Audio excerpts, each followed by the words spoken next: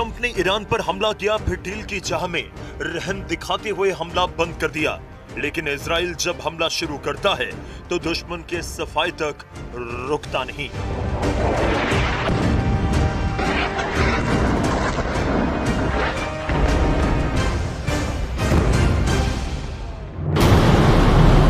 जैसे 12 दिन का युद्ध हुआ, जैसे 28 फरवरी के बाद अमेरिका और ईरान में बारूदी टकराव हुआ, क्या ये धमाके उससे कम लगते हैं?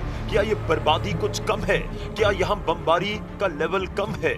यकीनन नहीं, क्योंकि इजराइल के बम धमाके हैं। ये जंगी जेट नेतन्याहू के ऑर्डर पर बारूद बरसा रहे हैं। नेतन्याहू ने ट्रंप से फोन पर बात करने के बाद सबसे खतरनाक रुख अपना लिया है। ईरान पर हमला कर ट्रंप ने पहले सीज फायर तोड़ा और अब उन्होंने इमरजेंसी मीटिंग की जगह बदल डाली है।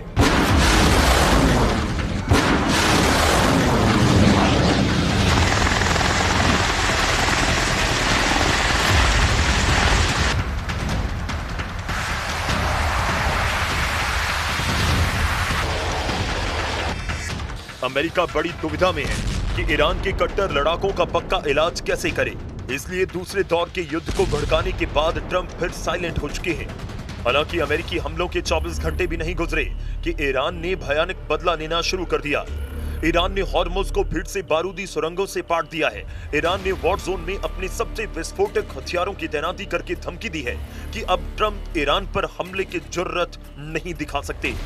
रेवोल्यूशनरी कमांडर अकबर जाधे ने धमकी देते हुए कहा कि इसमें कोई शक ना करें कि चाबहार से लेकर महशहर तक के पूरे इलाके को हमलावरों के लिए कब्रिस्तान बना दिया गया है।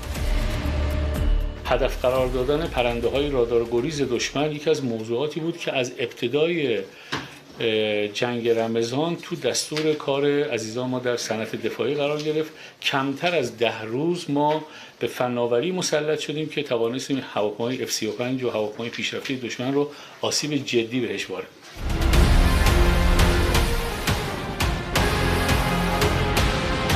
ईरान के रेवोल्यूशनरी लड़ाकों ने कहा कि अमेरिका ईरान के जवाबी हमलों से इतना डर गया कि शायद ही युद्ध शुरू करे।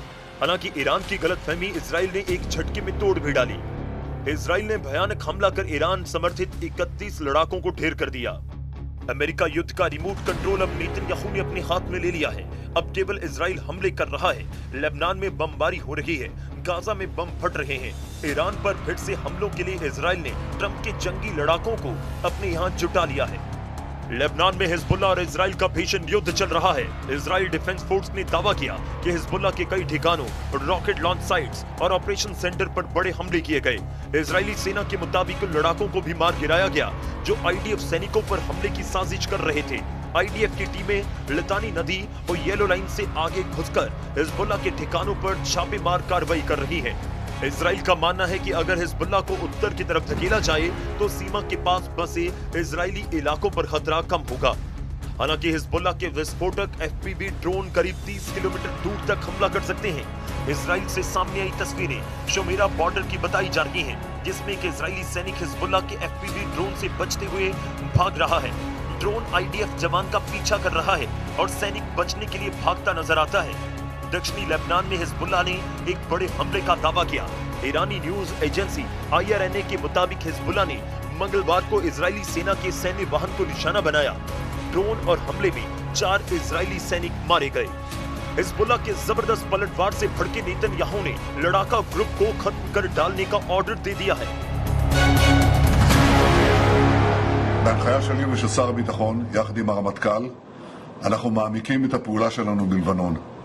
צה"ל פועל עם כוחות גדולים בשטח, הוא תופס שטחים שולטים. אנחנו מבצרים את רצועת הביטחון כדי להגן על יישובי הצפון.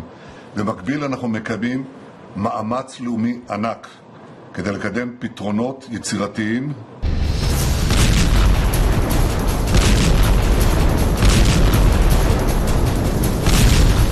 हिजबुल्लाह से भी ज्यादा घातक हमले हमास पर हो रहे हैं, जहां इजराइल सीधे हमास चीफ को खल्लास कर रहा है। पिछले 11 दिनों में इजराइल ने हमास के 2 चीफ मार डाले। इजरायली सेना के मुताबिक एयर स्ट्राइक में हमास के मिलिट्री विंग के नए चीफ मोहम्मद औदेह को मार गिराया गया। औदेह को 7 अक्टूबर हमले का चीफ प्लानर बताया जा रहा है। इजराइल ने औदेह को इजराइल में घुसपैठ और हमले के टारगेट तय करने वाला मास्टरमाइंड करार दिया। औदेह के सफाई के साथ इजराइल ने पिछले 2 हफ्तों में हमास के दूसरे बड़े सैन्य कमांडर का खात्मा कर दिया। औदेह से पहले इजराइल के is Al Deen ul Haddad का सफाया 15 मई को किया गया था। इजराइल का मिशन हेड हंटर अब और ज्यादा आक्रामक हो गया है। गाजा से लेकर लेबनान की बैका वैली तक आईडीएफ लगातार विध्वंसक हमले कर रही है। इजराइल का दावा है कि 180 से ज्यादा ठिकानों को टारगेट किया गया। इजराइल ने हमास के नए सैन्य चीफ मोहम्मद औदेह को भी टारगेट किया। वहीं सीज फायर के बावजूद दक्षिण लेबनान में इजराइल की सेना लगातार बमबारी कर रही है। साफ दिख रहा है कि इजराइल केवल जवाबी हमला नहीं बल्कि हमास और हिजबुल्लाह की पूरी कमांड चेन तोड़ने के मिशन पर उतर चुका है, जिसे देखते हुए अब ईरान लेबनान वॉर में गेम चेंजर हथियारों के साथ एंट्री लेने के सिग्नल दे रहा है। लेबनान में इजराइल का ईरान से एनकाउंटर शुरू। इजराइल के बेन गुरियन और रेमन एयरपोर्ट इस वक्त अमेरिकी एयरफोर्स के बड़े बेस बनते जा रहे हैं। रिपोर्ट के मुताबिक दर्जनों अमेरिकी लड़ाकू और ईंधन भरने वाले विमान अब भी इजराइल में तैनात हैं। इतने सैन्य विमान मौजूद हैं कि आम फ्लाइट ऑपरेशन तक प्रभावित होने लगे हैं, जिससे साफ हो चुका है कि ईरान पर अमेरिका और इजराइल का दोबारा हमला हो सकता है। सीज फायर के बाद भी इजराइल में अमेरिकी सैन्य मौजूदगी लगातार बढ़ने से ईरान भी एक्टिव वॉर जोन में उतरने की तैयारी कर रहा है। این اولین بار نیست که ما شاهد این تناقض‌گویی ها هستیم. اصلا یکی از مشکلات ما در مذاکرات این تناقض‌گویی ها و این تناقض در رفتار اینهاست. این موضوع بار اول نیست.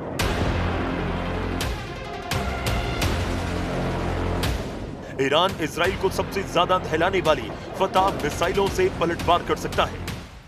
ईरान की फतह एक हाइपरसोनिक मिसाइल है जिसकी रेंज 1400 से 1500 किलोमीटर बताई जाती है। इस मिसाइल की रफ्तार मैक 15 तक है, यानी ये 18,000 किलोमीटर प्रति घंटे की रफ्तार तक पहुंच सकती है। इजराइल के मिसाइल डिफेंस ईरानी हाइपरसोनिक हमलों को रोकने में नाकाम साबित होते रहे हैं, लेकिन नेतन्याहू इस वक्त डिफेंस से ज्यादा ऑफेंस यानी आक्रामक होने पर ध्यान दे रहे हैं, क्योंकि फतह अकेली मुसीबत नहीं। इजराइल पर हुए हमलों में जिन मिसाइलों ने तबाही मचाई उनकी लिस्ट देख लीजिए, क्योंकि यही अब तक नेतन्याहू के लिए सबसे बड़ी परेशानी बनी हुई है। खैबर शिकन मिसाइल की रेंज 1450 किलोमीटर तक है, कद्र मिसाइल की रेंज 2000 किलोमीटर तक है और इमाद की रेंज 1700 किलोमीटर तक है। ये सभी मिसाइल इजराइल के खिलाफ ऑपरेशन में दागी जा चुकी हैं। तेल अवीव से लेकर हाइफा और अशदोद से लेकर बीरशीबा और शेफाल जैसे छोटे छोटे शहरों पर भी इन्हीं मिसाइलों से हमले हुए थे।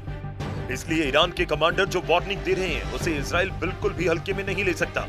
ईरान के मिसाइल गोदाम लगातार एक्टिव हैं, उसके लॉन्च पैड लगातार रीलोड किए जा रहे हैं। उधर इजराइल में नेतन्याहू की टेंशन उनके दोस्त ने बढ़ा दी है।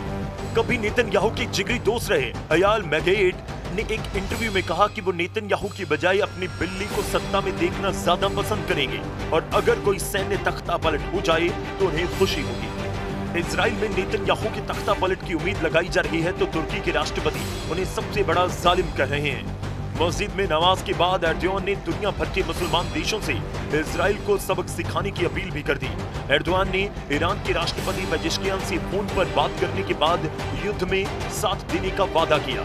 मतलब सेकंड राउंड में ईरान अकेला नहीं, अरब वर्ल्ड पहले ही ईरान के साथ नजर आ रहा है।